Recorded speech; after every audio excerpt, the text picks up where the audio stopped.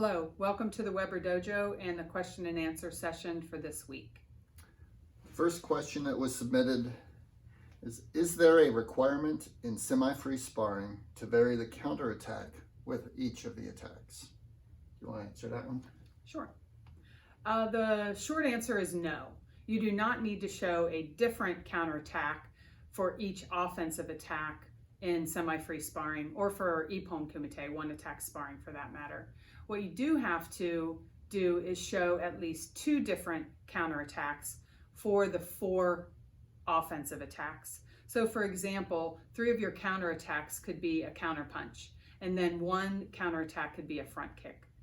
At brown belt level, we think it might be a good idea for you to start to explore different types of counterattacks. So if you wanted to do a different counterattack for each one, I think that would be a good idea so that you can become proficient in more techniques. And then lastly, in our dojo, we like to say it's a strong recommendation that one of your counterattacks be a kick. Okay, next question. How does one block a mawashi geri, chudan, or Jodan, or Jodan? Would you like to answer that question? Sure. Actually, it'd probably be easiest just to demonstrate. So if I can get you to kick at me. Sure. You don't have to ask me twice.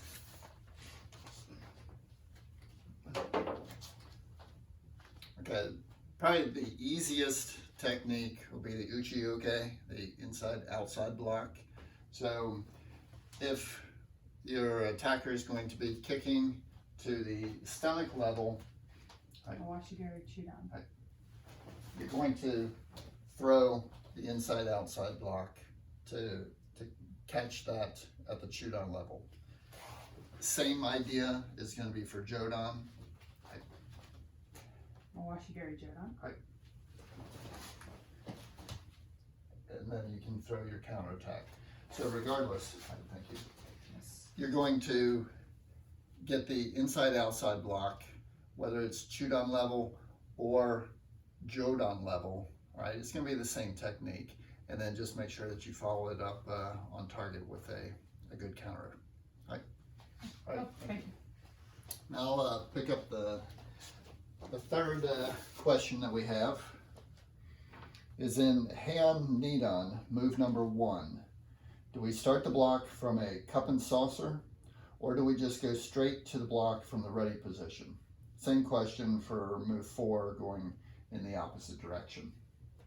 Okay, so when I first learned Heian Nidan, we did chamber our technique with the cup and saucer this way, and then came out and made the technique.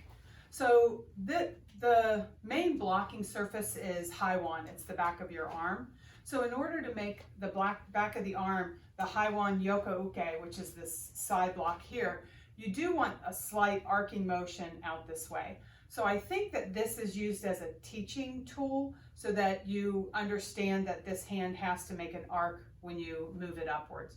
I think beyond that, beyond the general idea, you should try to eliminate that, because if the attack is coming from this side, you don't want to bring your hands over here and then go over here. I think that that's too far out of the line of protecting the side of your head.